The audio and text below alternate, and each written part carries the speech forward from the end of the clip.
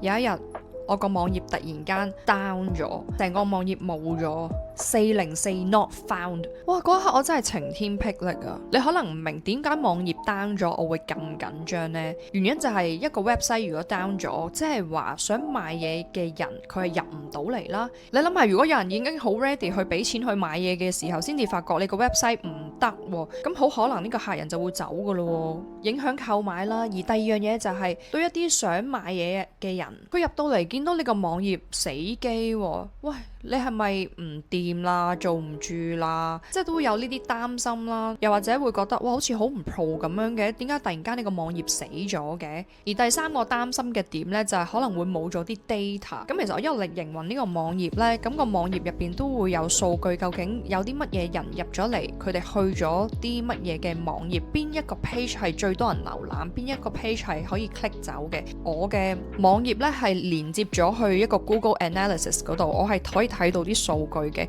咁但係如果我嗰個網頁死機嘅話呢，咁呢啲數據有機會會消失晒嘅喎。